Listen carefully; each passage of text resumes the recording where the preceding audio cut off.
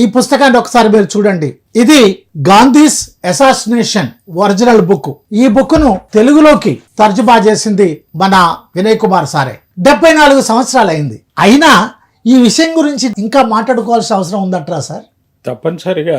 ఎందుకంటే ఎటువంటి పరిస్థితుల్లో ఆ హత్య జరిగింది, ఆ హత్యకి ఈరోజు అధికారంలో ఉన్న వారికి అభిప్రాయాలు సేమ్ అభిప్రాయాలే ఉన్నాయి.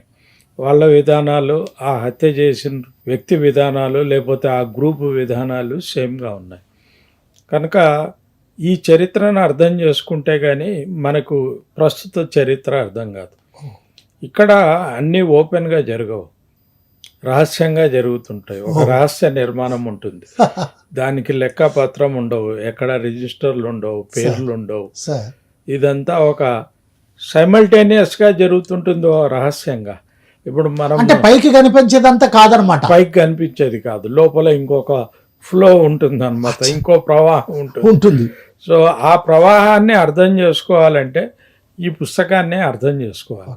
గాంధీజీ హత్య ఎట్లా జరిగింది, దాన్ని ఎట్లా ప్లాన్ చేశారు, ఎందుకు చంపారు, ఇటువంటివన్నీ మనం అర్థం చేసుకోవాలి. అప్పటికే ఆయన పాపం వృద్ధుడు, కానీ ఆయన్ని కూడా చంపారు.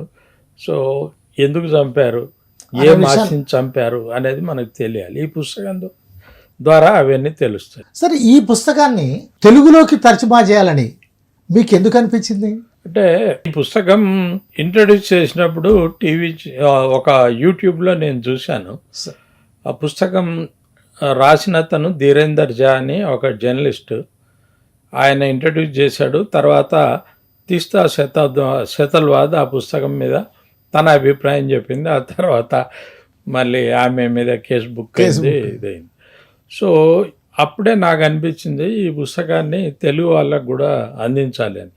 చాలా ముఖ్యమైనటువంటి పుస్తకాలు తెలుగు వాళ్ళకి అందుబాటులో ఉండవు. తెలుగు మాత్రమే చదవగలిగినటువంటి వాళ్ళకి, తెలుగును మాత్రమే వేగంగా చదవగలిగినటువంటి వాళ్ళకి చాలా పుస్తకాలు ఈరోజు అందుబాటులో ఉండవు. కనుక ఇది తెలుగు పాఠకులకు కూడా అందుబాటులో ఉండాలనే ఉద్దేశంతో నేను దాన్ని అనువాదం చేశాను. చాలా సంతోషం. ఒక్క విషయం అడుగుతాను సార్, మీ వయసు ఎంత సార్? 70 అనుకోండి, 69, 70. 70 సంవత్సరాల్లో ఇంకా ఈ తెలుగు ప్రజానికానికి లేక ఈ భారతదేశ ప్రజలకి అసలైనటువంటి చరిత్ర అందించాలనేటువంటి మీ తపన. ఇంతకు ముందు కూడా మీరు ఒక పుస్తకం తెలుగులోకి ఇదే మనం చేశాం, ఆర్బి మోరే, రామచంద్ర బాబ్జీ మోరే.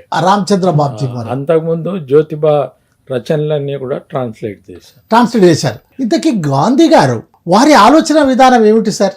గాంధీ గారికి వీళ్ళు ఎందుకు గాంధీ పట్ల శత్రుభావం చేశారంటే ముఖ్యమైనటువంటి అంశం, ఆయన హిందువులు ముస్లింలు కలిసి బ్రతకాలి, పరస్పర విశ్వాసంతో ఉండాలి, మతద్వేషాలు ఉండకూడదు అనేటువంటిది ఆయన చెప్పారు. మతద్వేషం అనేటువంటి దాని ఆధారంగానే అధికారంలోకి రావాలని ఈ శక్తులు ప్రయత్నం చేస్తున్నాయి. కనుక వీటికి మధ్య ఒక సహజ సిద్ధమైనటువంటి ఒక వైరుధ్యం ఉంది.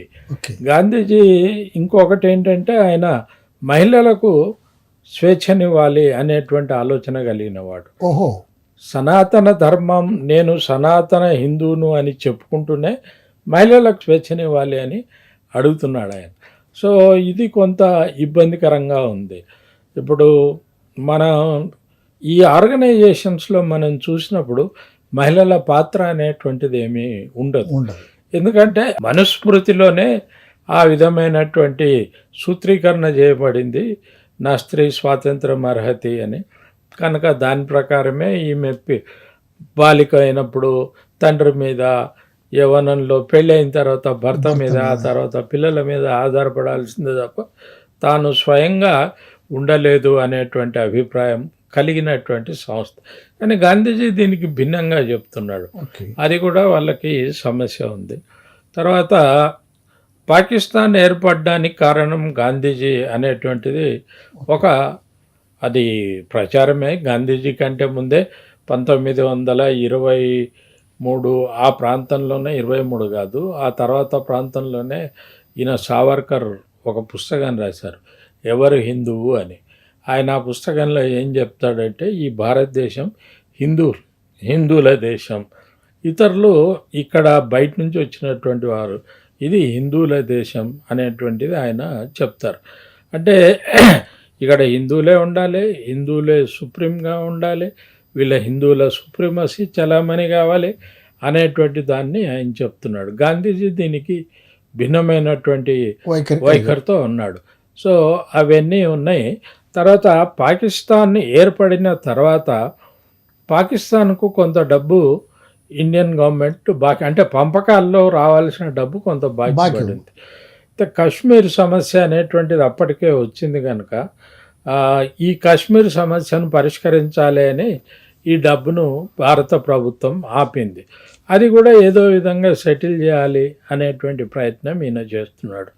తర్వాత అన్నింటికంటే ముఖ్యమైనది ఏంటంటే ఆయన దీనికి ముందు చనిపోవడానికి ముందు ఆమరణ నిరాహార దీక్ష చేసి ఢిల్లీలో మత సామరస్యాన్ని తిరిగి పునరుద్ధరించగలిగిండు. ఆ తర్వాత ఆయన ఆ బార్డర్లో పంజాబ్ ఇటువైపు పంజాబ్ అటువైపు పర్యటించాలనుకున్నాడు. జిన్నాకు లెటర్ రాశాడు, జిన్నా నుంచి రెస్పాన్స్ కోసం వెయిట్ చేస్తున్నాడు.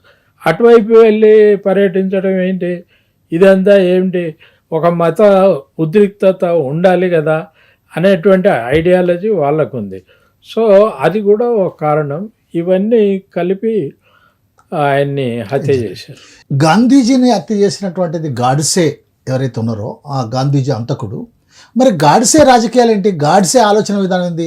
గాంధీజీ మత సామరస్యం మీరు చెప్పినట్టుగా, మరి గాడ్సేది ఏంటి సార్?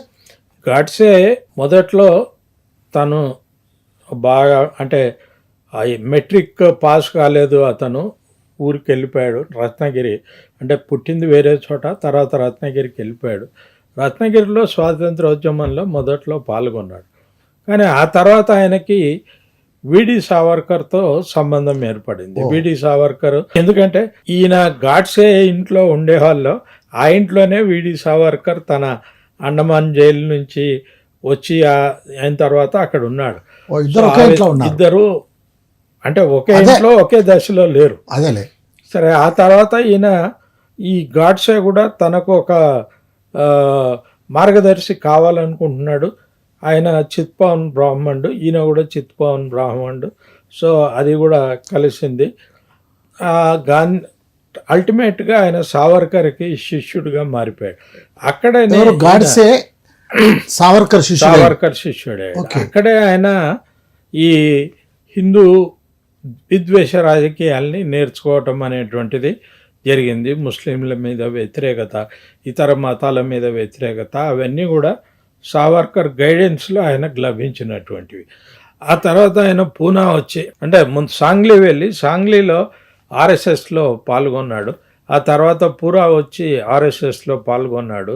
ఆర్ఎస్ఎస్ మీద నిషేధం విధించినప్పుడు అప్పుడు యుద్ధం సందర్భంగా నిషేధం విధించింది బ్రిటిష్ ప్రభుత్వం. ఆ సందర్భంగా ఈయన హిందూ రాష్ట్ర దళ్ అనేటువంటి దాన్ని ఏర్పాటు చేసి సావర్కర్ ఆశీస్సులతో దాంట్లో పనిచేశాడు. అంటే ఆర్ఎస్ఎస్ నిషేధించిన తర్వాత హిందూ రాష్ట్ర దళ ఏర్పడ్డదండి, దాన్ని ఏర్పరిచారు. తర్వాత యుద్ధం అయిపోయిన తర్వాత దాన్ని నిషేధం తొలగించారు. మళ్ళీ అది ఇన్యాక్టివ్ అయిపోయింది. హెచ్ఆర్డి అనేటువంటిది ఇన్యాక్టివ్ అయిపోయింది. అంటే ఈ లోపల ఈయన ఈ స్టెప్ తీసుకున్నాడు కనుక ఇక కేసులు, కోర్టులు, జైలు ఇదంతా కూడా మనకు కనిపిస్తుంది.